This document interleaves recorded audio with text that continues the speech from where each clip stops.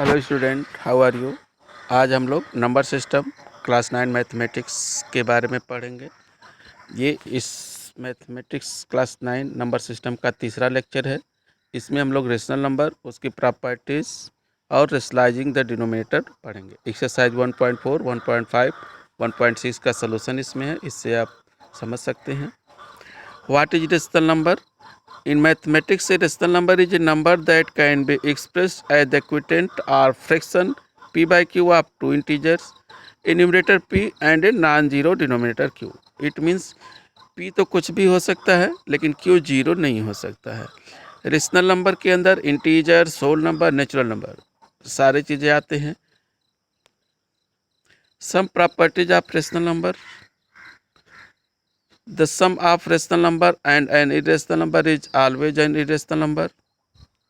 The product of a non-zero rational number and a irrational number is always an irrational number. यहाँ example भी दिया गया है। The sum of two irrational number is not always an irrational number. यहाँ एक example दिया गया है। जैसे सपोज करो 2 + √2 है और 2 - √2 है। दोनों अलग अलग इरेशनल हैं, लेकिन इनको प्लस करने पे 4 हो गया जो रेशनल नंबर है।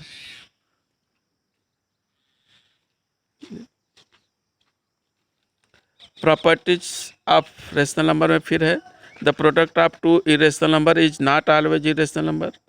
प्रोडक्ट भी दो इरेशनल नंबर का कोई ज़रूरी नहीं कि हमेशा इरेशनल नंबर ही हो। यहाँ एक एग्जांपल भी दिया गया है। Every surd is an irrational number but every irrational number is not a surd. Surds having same irrational fraction are called similar or like surd. Sets of same order can be multiplied or divided. If the product of two sets is a rational number, then each one of them is called rationalizing factor of other. अगर दो rational number दो set का multiply करने पर एक rational number निकल आता है तो वो एक दूसरे को रेशनलाइजिंग फैक्टर कहलाते हैं। जैसे यहाँ एक एग्जांपल दिया गया है, cube root of 2 and cube root of 4, it means 8 हो गया। रेशनलाइजिंग द डिनोमिनेटर में आपका जो काफ़ी इंपॉर्टेंट चैप्टर है क्लास 9 के लिए टॉपिक है, इसमें डिनोमिनेटर को रेशनलाइज करते हैं। रेशनलाइजिंग के लिए क्या करते हैं? Multiply both top and bottom by a root. Sometimes we can just multiply both top and bottom by a root. जो जैसे सपोज करो 1/√2 है तो √2 से न्यूमरेटर डिनोमिनेटर में दोनों मल्टीप्लाई कर देते हैं, या उनके rationalising factor conjugate of the denominator से करते हैं। कॉन्जुगेट ऑफ डिनोमिनेटर मीन्स अगर नीचे 2 + √3 है तो न्यूमरेटर और डिनोमिनेटर में 2 - √3 से मल्टीप्लाई करते हैं। एक्सरसाइज 1.4, इसमें रेशनल नंबर को नंबर लाइन पे दिखाना रहता है, विजुलाइज करके उसको मैग्नीफाइंग करके। जैसे पहला क्वेश्चन है 3.765, इसका मतलब हुआ 3.765 3 और 4 के बीच में पड़ता है, इतना आपको पता होना चाहिए। तो पहले हम लोग 3 और 4 को 10 इक्वल पार्ट में बांट लेंगे और वहाँ 3.7 और 3.8 के बीच को हाईलाइट करेंगे। फिर अब 3.75 है तो 3.7 और 3.8 को 10 इक्वल पार्ट में डिवाइड कर लेंगे और उसमें जो है 7.5 और 3.75 और 3.76 उनको हाईलाइट करेंगे। इसी तरह से सेकंड क्वेश्चन है 4.26 बार।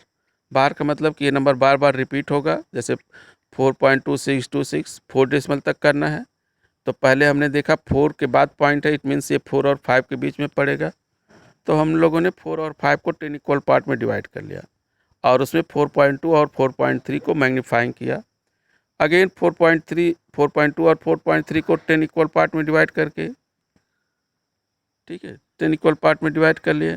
और उसमें जो अगला क्वेश्चन था जैसे 4.26 तो 4.26 और 4.27 को मैग्नीफाइंग किया। इस तरह से ये मैग्नीफाइंग करते करते हम 4 प्लेस तक पहुंच जाते हैं।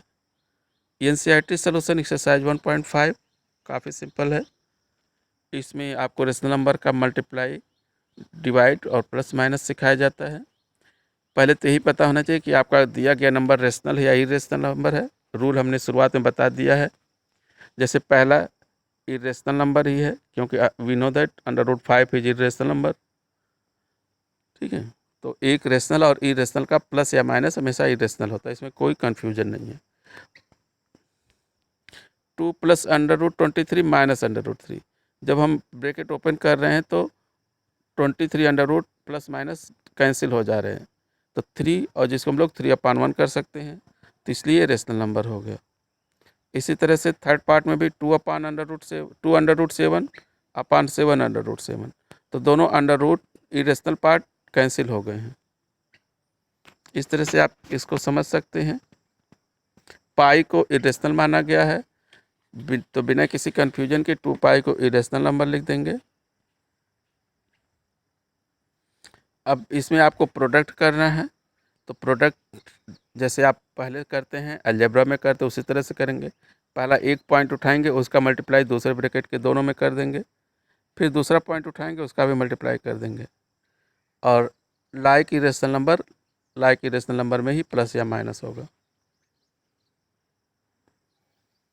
फार्मूले का भी यूज कर सकते हैं, जैसे 3 + √3 एक ब्रैकेट में, दूसरे में 3 - √3 है, तो यहाँ a + b a - b = a² - b² का फार्मूला अगर आपको तुरंत याद पड़ जाए तो उसका भी यूज कर सकते हैं। अदरवाइज मल्टीप्लाई आप करवाएंगे ही तो आंसर सेम ही आएगा। कह रहा है कि recall pi is defined as the ratio of circumference से C and sir to the denominator. कह रहे हैं पाई का जो फार्मूला होता है C/D होता है, ये क्यों नहीं इसको रेशनल नंबर माना जाता है? क्योंकि एक तरफ हम कहते हैं रेशनल नंबर की डेफिनेशन P/Q है, वहीं पाई भी C/D है, तो इसको रेशनल नंबर क्यों नहीं माना जाता? तो इसको यहाँ समझाया गया है। देयर इज नो कंट्राडिक्शन, इसमें कोई विरोधाभास नहीं है। Whenever we measure a value of a scale, we obtain an approx value। जब हम इस थ्रेड स्केल से सर्कम्फ्रेंस और डायमीटर स्केल से निकालते हैं तो हम एक अप्रॉक्स वैल्यू ही निकालते हैं। We never obtain an exact value, therefore we may not realise that either C or D is irrational. The value of pi is almost equal to this 22/7 और 3.14। ये एक अप्रॉक्स वैल्यू है, इसलिए इसको irrational number ही कहा जाता है। Number line पे दिखाना है √9.3 को, तो यहाँ स्टेप दिया गया है। बस ये है कि एक बार जैसे 9.3 का लाइन खींच लीजिए और उसमें 1 सेंटीमीटर और बढ़ा करके उस लाइन को परपेंडिकुलर बाइसेक्ट करके फिर बाइसेक्टिंग पॉइंट से एक सेमी सर्किल खींचिए और 9.3 वाले पॉइंट से एक परपेंडिकुलर लाइन ड्रा कर दीजिए। वो सेमी सर्किल को D पे कट करेगा, तो BD लेंथ ही आपका √9.3 हो जाएगा।